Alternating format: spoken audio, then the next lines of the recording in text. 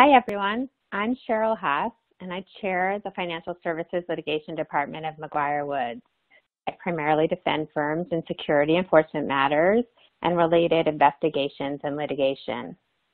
Before introducing Emily and jumping into our program today, I wanted to thank you for joining us as we recognize there are many, more than usual, competing demands on your time, and we hope to provide you context and insight as you navigate them. There is a Q&A feature on the site where you can ask questions, both technical and substantive, and I'll try and incorporate the substantive questions into our program today. To the extent we cannot get to them, we will send you responses, and of course, you can email or call us as well. And for those of you who registered, we will submit your information for CLE credit and get those certificates out to you as well. With that, let me introduce my partner, Emily Gordy. Prior to joining private practice, Emily served as a regulator for 27 years and in-house for several as well. I thought tapping into her experiences as a regulator during crisis periods could bring helpful perspective as we navigate our way through the current pandemic. First, at the SEC, Emily primarily served in the Division of Enforcement Chief Counsel's Office. She was Deputy Chief Counsel when she departed the SEC. In 2000, she joined FINRA, first in a senior policy role in the examination program. She held that position on 9/11. Then she joined enforcement in late 2003, first as the head of regional enforcement and eventually becoming the deputy head of enforcement. In September 2008, she held the senior policy role in enforcement and participated in FINRA's response to the financial crisis.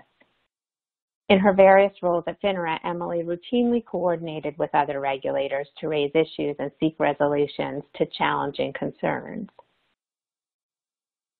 Emily, let's get into what people really want to hear about today.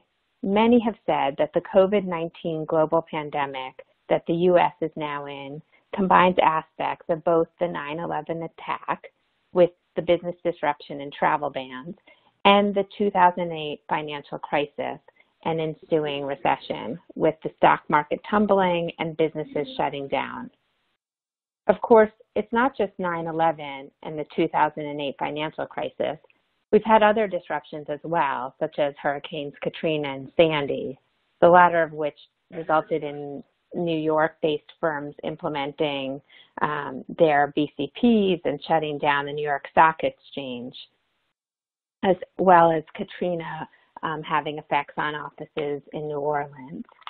I thought we'd start with the big takeaways from those seminal crises times. Is there a consistent theme during and immediately afterwards that we saw after these prior events?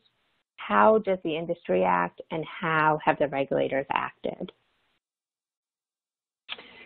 Thanks, Cheryl. Yes, absolutely. There are consistent themes that we saw in 9/11, that we saw after the hurricane significantly disrupted operations. We're seeing it now. And the first and foremost is safety first. Firms had to assess the immediate safety of their staff, as well as assess the functionality of their operations. Right away, the regulators began to issue emergency relief from deadlines. And again, we're seeing that now.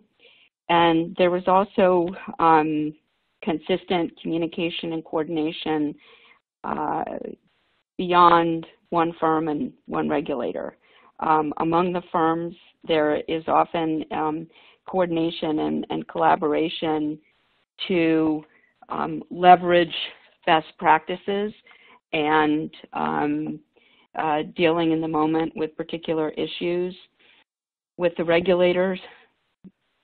As what we saw right away was coordination among the regulators to address issues as they're arising. And in that regard, it's critically important that those issues get brought to the attention of the regulators, because the sooner they can evaluate what challenges the industry is facing, the sooner that they can assess what is the appropriate relief that they can give to assist in resolving issues and putting out guidance. And Emily, you say that that same attitude, safety first, coordination, and even, guidance on, let's say, deadline relief is in place now with the current pandemic. Can you give me, an example at a high level of what you're seeing that, what maybe the SEC or others are saying? Well, I think that one of the important statements that came out of the SEC last week, on the 26th, Chairman Clayton issued a statement talking about the importance of having an immediate and effective response to COVID-19, and that it really is affecting major sections of the economy in different ways. Some sectors are going at full throttle. Others are having to rethink and work in different ways. All of the teleworkers at this point, and in different ways, other sectors are having to stand down. And I think that the recognition of that fact and the chairman's statement where he said that our markets, our policies should support this tailored, multifaceted, and time-limited approach, and he went on to say the health and safety first and consideration of how different regions of the country are being affected at different times is critically important, and that it really is a shared responsibility. And it's a theme throughout what we wanted to convey here today, is that we often view the regulators as kind of often an us versus them situation, and situations do arise that create that dynamic. But in these types of seminal situations that we find ourselves in, as Chairman Clayton said, there really is a time of shared responsibility. And, I have seen it in all of the different significant disruptions that have happened over the past 20 years that you mentioned, Cheryl, at the beginning. Okay. Well, Emily, I agree that I found that that statement to be really helpful and really consistent with what we had seen in the past. But I would say that Chairman Clayton then really surprised me and probably many last week by stating that Reg BI will be implemented as expected on June 30th. It certainly doesn't seem consistent to me with the typical, with the attitude that Chairman Clayton had already conveyed, and with the need that broker-dealers will have to be spending an incredibly difficult period of time focused now on this new implementation. How do you, or can you, make sense of this decision by the SEC to go forward with the Reg BI implementation? Yeah, that frankly was a very big surprise to many of us. The SEC, when they adopted Reg BI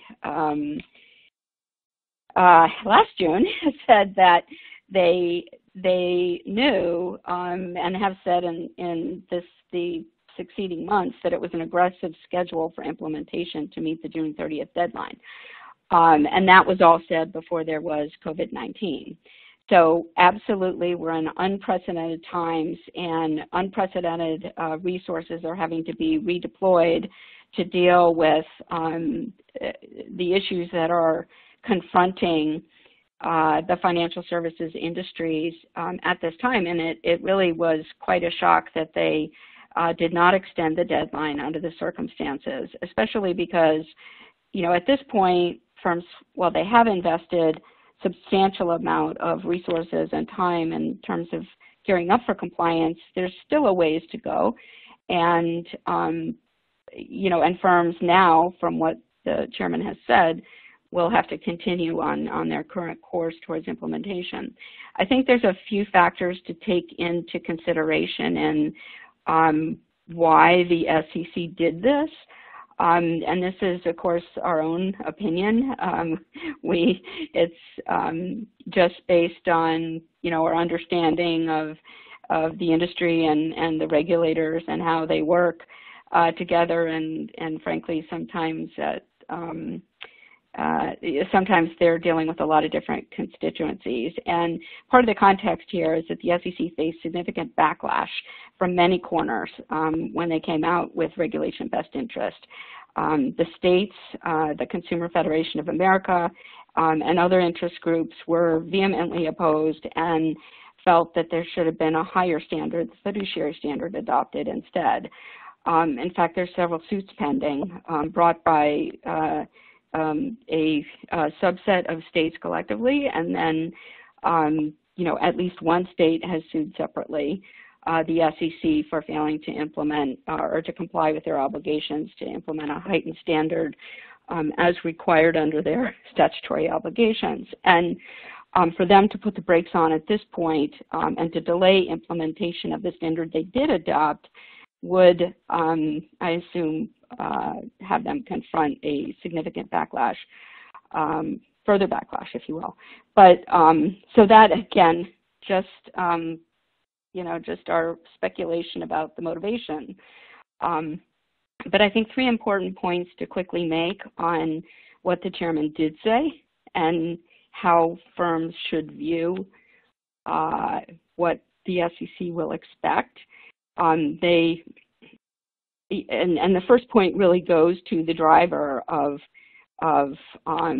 what's the ultimate goal of Reg BI. And as he said in his statement, Reg BI is seen as benefiting the retail investors, and and from their perspective, it's critically important to implement this standard, especially at a time when investors will be most vulnerable because of increased scams, increased fraud, and also their own desire to try to find safe corners of the market, safe investments because of the volatility.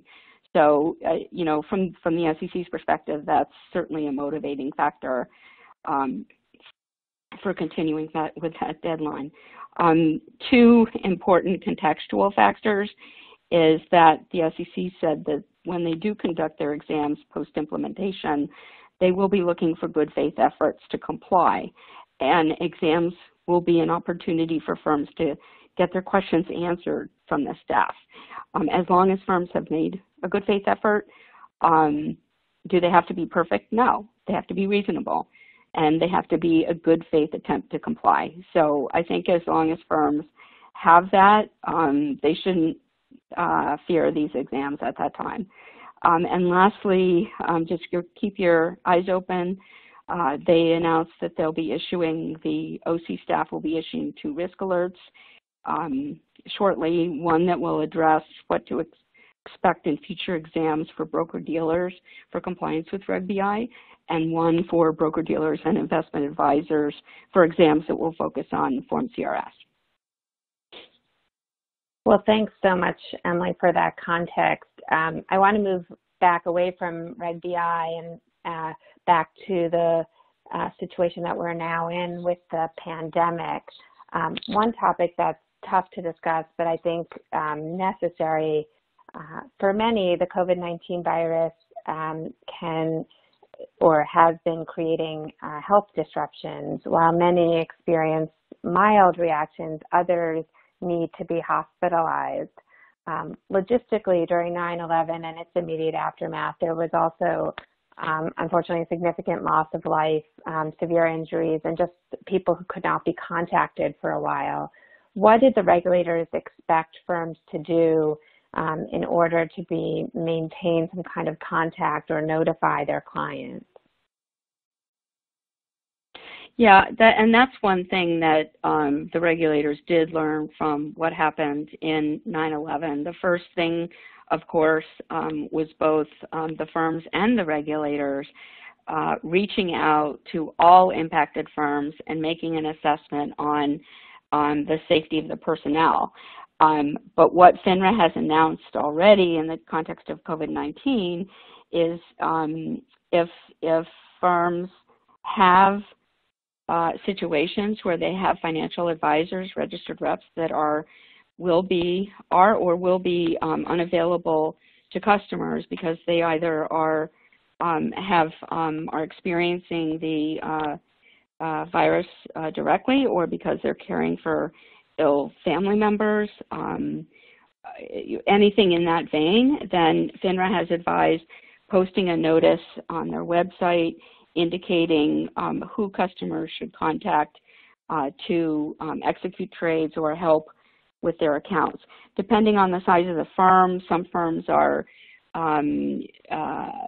proactively reaching out and providing names of other contact individuals, posting posting announcements on the website, or posting announcements that direct the customers to a call center that can then route the calls to the appropriate person. And definitely in those firms, the call centers will be trained on how to direct the calls quickly and efficiently. Great. And with respect to other deadlines, we're certainly seeing a deadline relief as we did immediately after 9/11, as well as some liquidity relief. We've summarized much of those extensions and liquidity-related relief from the regulators in a series of alerts that we've sent out. Of course, and they can all be found on the McGuire-Woods COVID-19 page on the website. So without going into the details of all of those different extensions, what would you want to remind firms with respect to these amendments to the ordinary processes and extensions that are occurring now?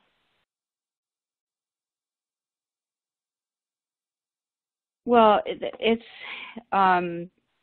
there have already been quite a number of announcements about extensions and relief that have been put into place by the regulators, by the SEC, by FINRA, by the different states, just to name a few. And it's important for firms to really review the relief that's being offered and review the conditions that they expect to be in place in order to take for a firm to avail themselves of the relief.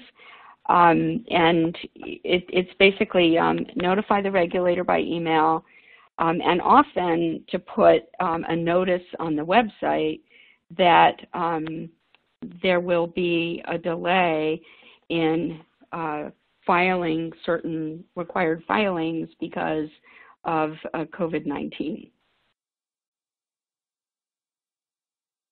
Emily, I have read some reports that counsel against taking the regulators up on this ability to delay their filings, saying it's inviting questions during your next exam, maybe a question along the lines of your business continuity plan wasn't effective. Do you agree with that guidance? I 100% disagree with that guidance. I think it is absolutely the wrong advice to take. It's, as we said earlier, this is a completely unprecedented situation.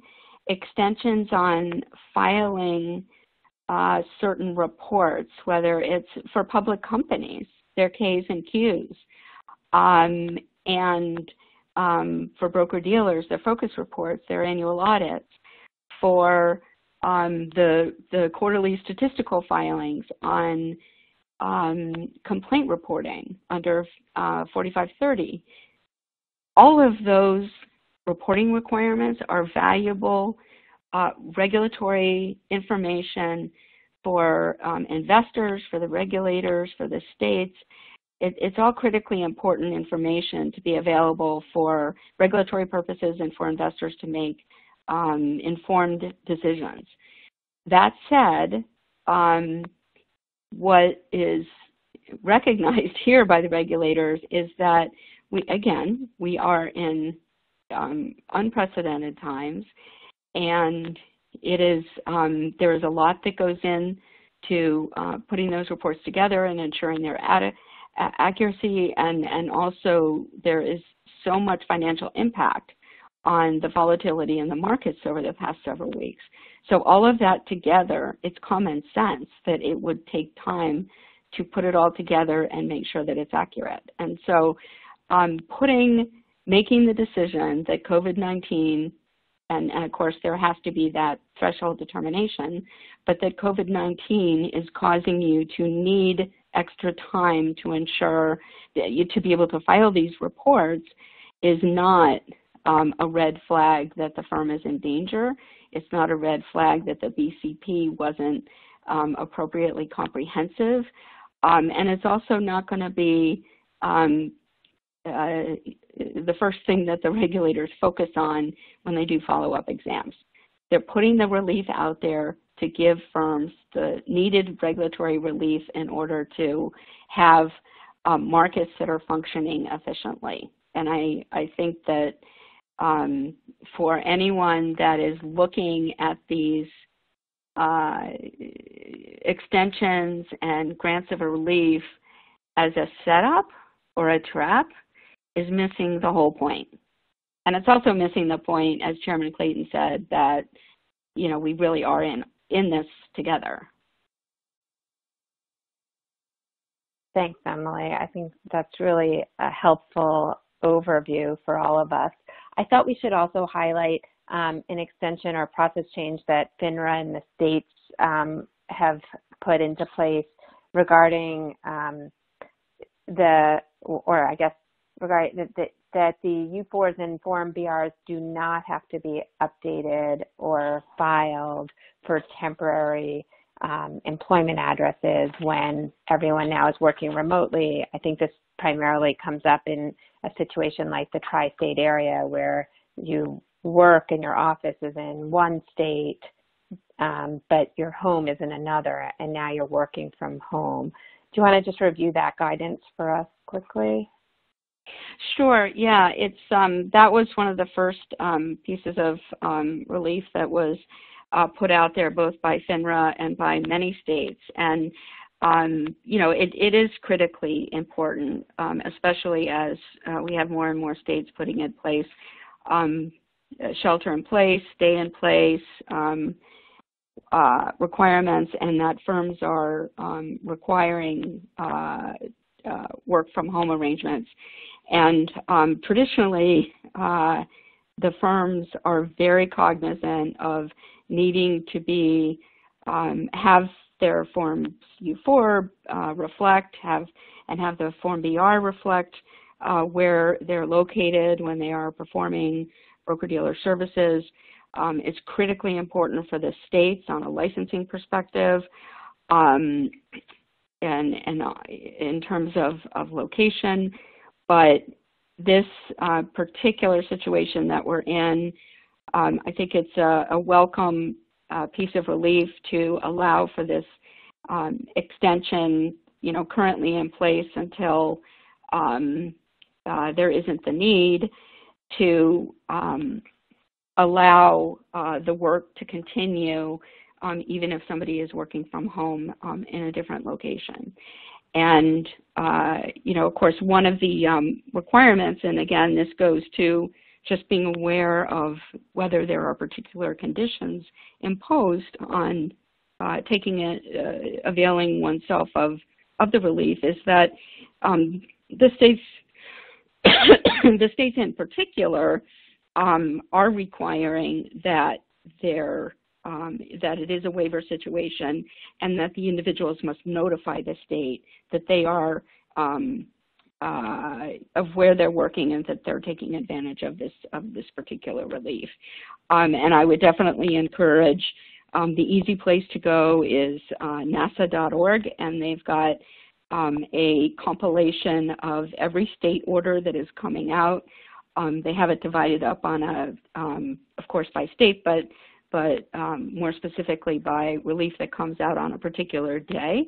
So it's easy to keep up to date, and that's really important given all the regulatory requirements that apply from the state regulators in addition to the federal and SRO regulations. And one last point on fingerprinting. This was an issue we heard about early on as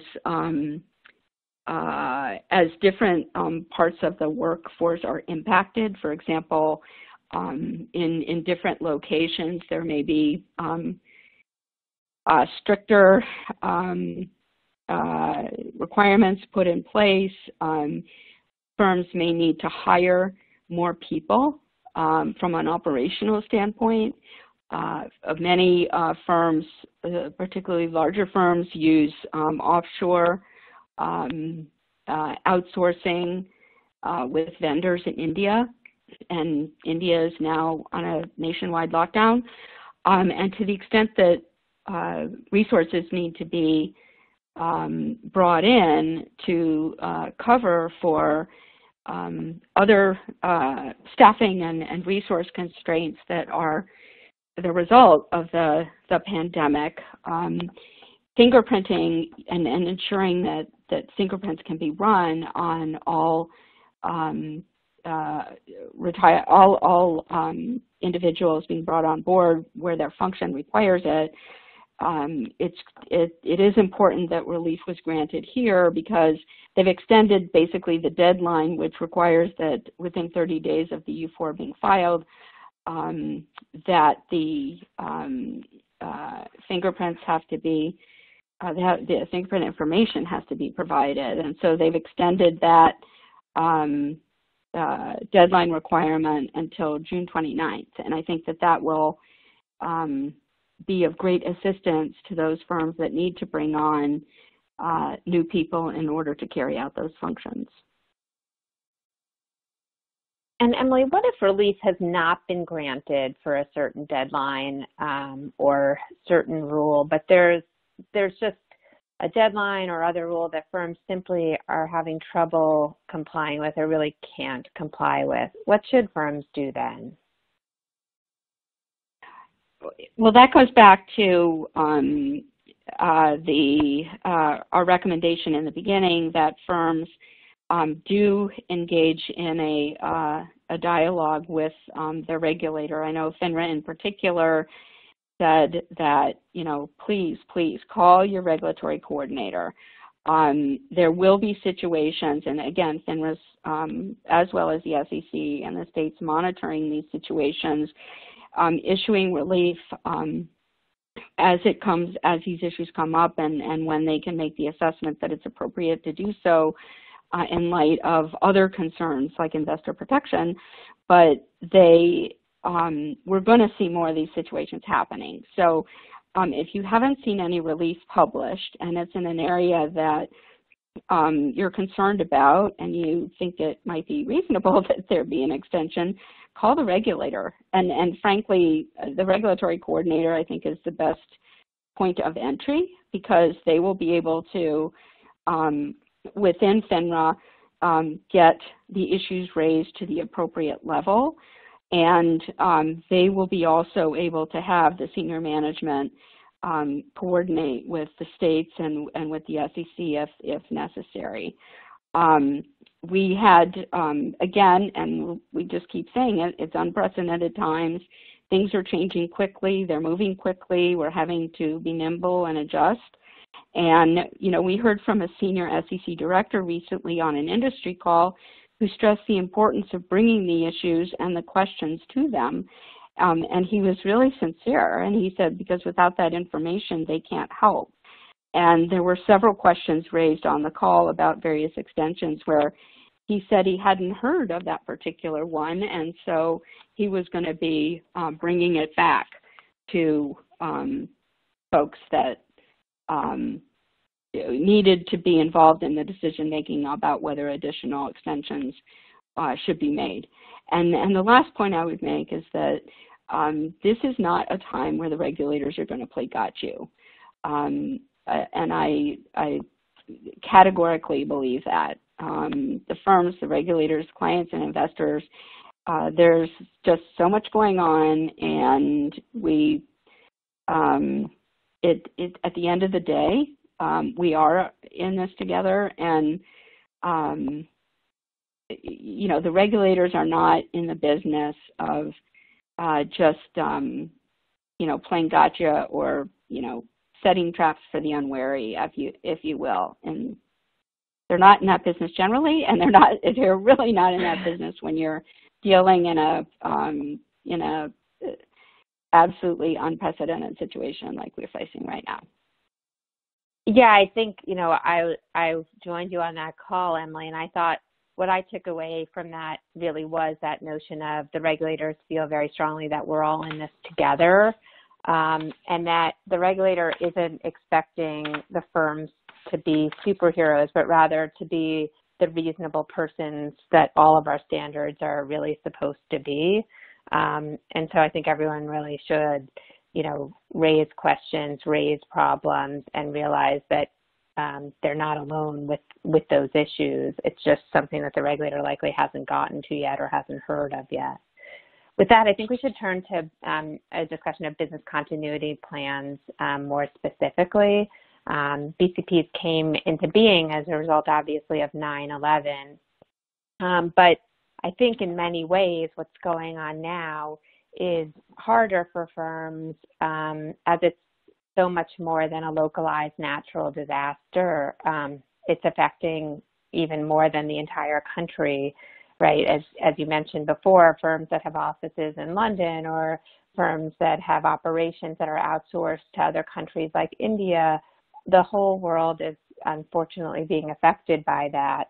And I don't think that Rule 4370 or any of the guidance that had been issued by FINRA or the other regulators about what should be in the BCPs and really contemplated affecting the entire country, let alone the entire world at one time. So I was hoping you could give us some context of, if I recall correctly, Emily, you were at the regulators when a lot of this guidance was being given. You were probably part of issuing this guidance. What was anticipated when we were putting into place BCPs, and with that, what we should be doing now? Well, yeah, as you noted, the requirement to have a business continuity plan arose out of what happened in 9/11. There was a lot of review about what happened and how the industry reacted, how the regulators reacted, and a lot of thinking went into what can we do to help firms make sure on a go-forward basis that, they're prepared to be able to continue to operate in times of emergency. And, I think one valuable tool in developing the idea of the BCP and what it would look like going forward at that time, almost 20 years ago, is there was a lot of input from the industry and from other regulators in terms of, what to focus on, how BCPs should be structured. The regulators didn't just think of it on their own. They really reached out to the industry to get their input on not just what were the focus areas, but also what types of relief firms would anticipate needing in certain situations. And, specifically, I found it interesting when FINRA issued the most recent notice right as we were confronting the initial disruptions from COVID-19. FINRA issued 20-08, and I was a little struck by the title of the notice, which was, focus on your BCPs, make sure that they're, all up to date. At this point, I felt like, we were kind of already in the middle of it, and I scratched my head a little bit about that. But I think the important thing is they were right to emphasize the need to make sure that the BCP addresses now, or addresses, when you have time to revise it, what we're seeing now. Each crisis, each systemic event that we've experienced over the past 25 years, even going back to the market crash in 1987, is each time we have learned things from what we saw, and it has informed how we shaped our responses to the next crisis. And the notices that I would suggest reviewing, just for context, is a notice that was issued in June 2006, 0631, which requested comment on areas of regulatory relief that should be granted in response to a possible pandemic. And then in 2009, FINRA issued 0959, which they provided information from a survey after the outbreak of the H1N1 virus to determine pandemic preparedness. And the notice was issued to help firms understand the concerns and risk mitigation actions that they can take. And two notes that I found very interesting about those notices is, one, the percentage of firms that had focused on pandemic review in terms of putting together their BCP was 97% of the responding firms, and 94% of the responding firms actually included a pandemic response in their BCP. But that was, at this point, 11 years ago. The business and the regulatory challenges that we're seeing today are very relevant to what was described in that notice 11 years ago. But new issues are coming up, and business is more global and more complicated than it was 11 years ago. So it's, there will be important adjustments to learn from what we're seeing today. At the end of the day, none of us has lived through something like this before. So the idea that the regulators would bring cases for BCPs that didn't prepare, as if they had a crystal ball to what we're seeing today is ridiculous, frankly. That won't be what will concern them, and won't be what they will be focused on in terms of enforcement and exam deficiencies. If again, as we said earlier, if the BCP is reasonable, addressed issues that can arise in pandemic situations, that will be what they will want to see. In terms of the unprecedented challenges with this scope of this global pandemic, that's a bit beyond, I think, what people had predicted.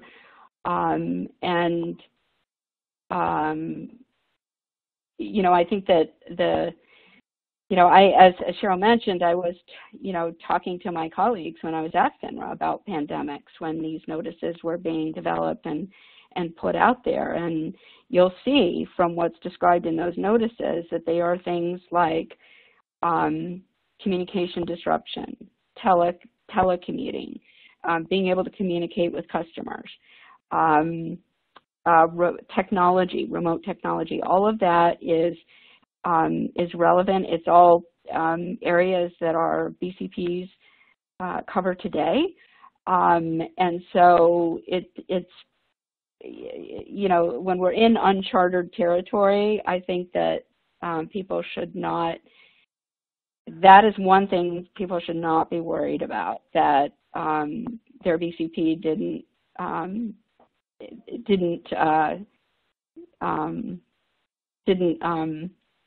contemplate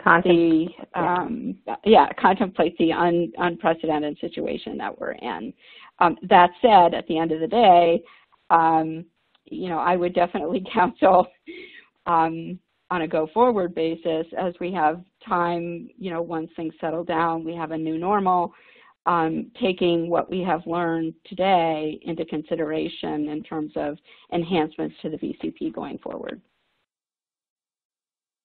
That makes a lot of sense, but I appreciate the context of, even though there were regulatory notices that mentioned pandemics in the past, that no one should think that they were supposed to understand the pandemic to be the global crisis that we're currently in.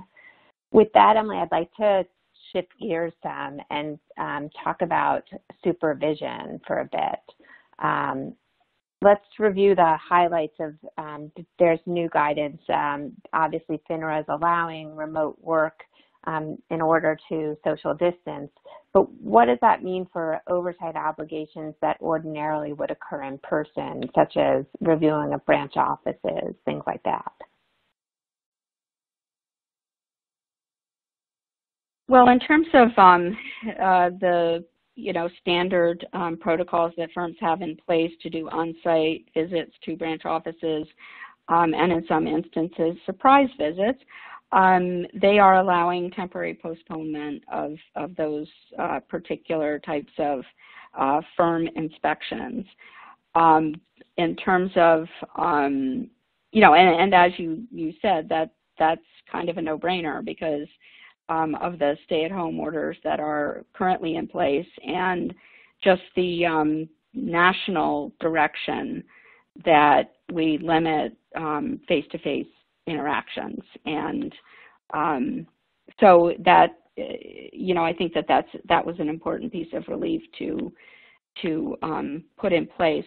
In terms of, if you will, having in place reasonable supervision during this time period, even though branch inspections and other on-site reviews and supervision that are often occurring and are described in procedures as required to occur, there are a lot of different ways that this can be accomplished. There's all kinds of virtual check-ins, if you will, and those are more important than ever. Examples might be phone calls with financial advisors by the supervisor, video chats, video conference calls with the reps, asking questions about proposed transactions in terms of supervisory review, surveilling money and transaction flows. And I would pay particular attention to transactions that appear inconsistent with past behavior. And it's not just past behavior for customers, because that, of course, is a standard supervisory know your customer requirement. But I would also say past behavior for the FAs and for the branch. If a FA or a branch is taking off in terms of low production in prior periods, but now gangbusters, there could be a lot of incredibly legitimate reasons for that, but it would be definitely something that you would want to delve into in order to understand what's behind it and whether there are any red flags. Whether recommended transactions are in line with risk tolerance or investment objectives. If POAs are being used, are they on file? Are they documented? And this would be especially true in situations like we have now, where we've got a lot of people out there who are sick, and perhaps more, as we go through the toughest part. And again, different parts of the country will be going through this at different times.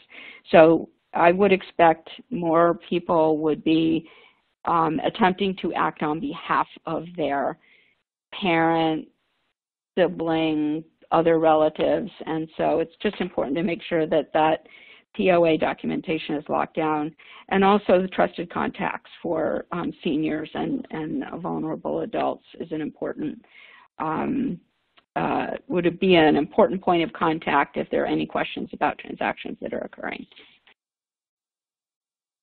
And Emily, let's talk about particularly why I raised supervision. I think when things are particularly chaotic in the markets with the health crisis as they are now, I think there's more than just concerns that there are scams or other wrongdoings occurring, but in fact, I think we're seeing some things occurring. Can you discuss with us, I guess what these concerns are, what we should be on the lookout for? Well, yes, in terms of, it really is, I think, kind of a perfect storm right now, with every single crisis that has come about affecting often different and circumscribed sections of the regions or population, whether it's a hurricane, earthquakes, tornadoes, the opioid crisis. There, in many instances, we have seen scams arise out of those situations by unscrupulous people. Here we have that going on, I would say, on steroids, basically, because we've got investors who are scared of market volatility. We've got, they're looking for safe investments. They're looking for promised returns. We've got companies cropping up all over the place claiming that they're working with the government on a vaccine, that they have the ability to mass produce PPEs, ventilators, what have you. This is, we're seeing an explosion of that now, and I think it's only going to get more significant as people look for opportunities to take people's money, unfortunately. And I think that, you know, the kind of perfect storm aspect of that is that we also have the human element of people wanting to help with the health crisis that we have and help provide assistance to those companies that can help our healthcare workers and other first responders on the front lines. And so that's sort of an added hook that these individuals can get people to invest in their companies by using that, you know, playing on that particular sensitivity there. Well, as you said, unfortunately, none of that is new, but it's certainly something to be looking out for. What do you recommend? Is there anything specific firms can do to ferret out these scams before the regulators come knocking? Yeah. Well, and it's everything that we just described, and of course, in that mix, of course, are Ponzi schemes and other sales practice abuses. So some of what we talked about before in terms of KYC, knowing your customer, basically all that the firms have been doing all along, but just make sure that it keeps being a priority area.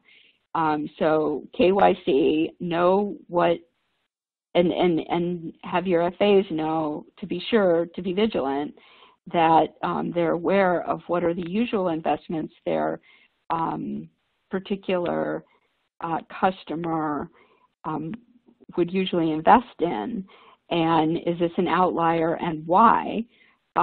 Surveillance will help detect these issues, suspicious activity monitoring and reporting to FinCEN as appropriate, and then also cybersecurity reminders will be huge in terms of really being able to protect their customers, and at the end of the day, protect the firm as well.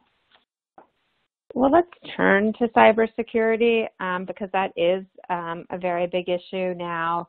And I thought first, let's put it in some historical context. Was that an issue in 2001 as well? Well, that's an interesting question. I think that, where we are today is, well, first let me say that for sure, privacy concerns and cybersecurity have been a concern for a long time, including pre and post 9/11.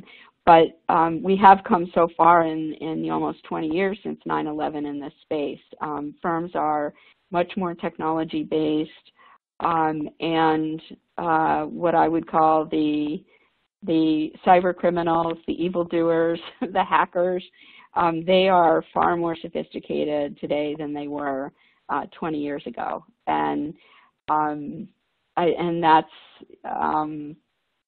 that's going to increase the risk today. We were already seeing it over the past couple of years.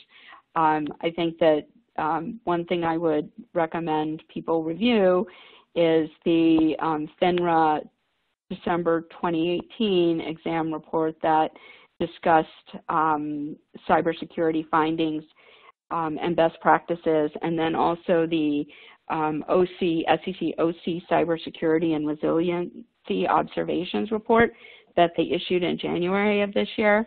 And, the regulators are expecting this to be an issue during this crisis, and the FINRA Notice 2008 suggests various areas in the cybersecurity space to be aware of.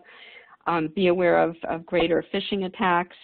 Ensure that if you're using a virtual private network, which of course many are using, that any VPN or remote access systems are appropriately patched for security updates. I know that that's always a challenge, particularly for larger firms that may have independent operations scattered throughout the country, but that has got to be impressed upon the FAs that they need to step up and make sure that security patches are in place. Current entitlements are ensure that system entitlements are current. If there's a multi-factor authentication process, that can be helpful. And there is no substitute with continuing to send out reminders to associated persons to be hypervigilant. You're going to see situations where, and you can see, again, it's a perfect storm because you've got a volatile market, financials, both for businesses, the industry, individuals have significantly declined over the past few weeks. Individuals will be in exigent circumstances from a health perspective. Not everybody, obviously, but there are going to be more than are usually the situation. And what we see in the normal course in that space is, we'll see situations where a scammer will reach out to a customer and pretend to be their son, their grandson, their some relative that is in need of cash quick because they're in trouble, something's happened. Here you could envision a dozen different scenarios where that same call comes in to somebody who is scared about the current situation, and the grandson is desperate for a COVID-19 test because he's got all the symptoms and he can't get it and he needs money. And that's just an obvious example, but there'll also be situations. And so in that situation, the customer reaches out to the rep to be able to access their account to get funds. There are situations where, and we've already seen this, where there will be reach outs, emails of hacked email accounts where the senior executive of the broker, for example, a broker-dealer, the CFO, the CEO sends a message to somebody in Treasury saying, we need to release these funds, for XYZ reasons, and we need to do it now. And the person says, well, of course, the the CFO needs me to do this and needs me to do this right now, and I'll do it. So, in terms of the vigilance is to make sure that there are reminders and controls in place about circling back and double checking the legitimacy of the requests. Okay. Well, Emily, we are almost out of time, so I would honestly love to get more time with you to discuss and consider post-crisis, what to expect in terms of exams, enforcement actions, even litigation, and really actually just get to discuss the current regulator enforcement situation, which is certainly ongoing now, albeit in slightly different configurations since we are all working remotely and having to social distance. But certainly we see actions are being brought and things are continuing there. But I thought we should just summarize the three big takeaways that we have for our listeners. What do you want the firms to know, Emily? First, I would say is, the regulators, they're going through the same crisis we are. They're balancing the need to protect investors and their employees with the need to protect the markets.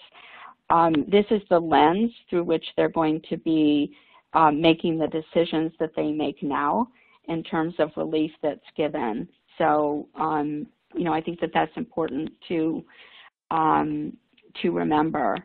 To the extent you're making decisions that are otherwise contrary to your own policies, procedures, document those decisions and document the rationale.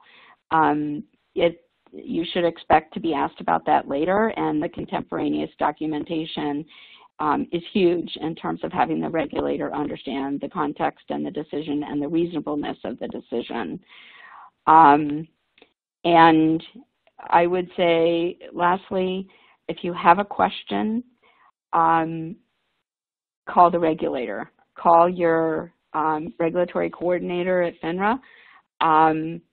They really want to help, and I know that sometimes, again, as we said before, it's hard to believe that, but myself having lived both through being the one responding while I was at the regulator during all these events, and secondly, being in-house and being in charge of the regulatory responses and coordinating and talking to the regulators, there were many instances where I needed to call up the regulator and describe a particular,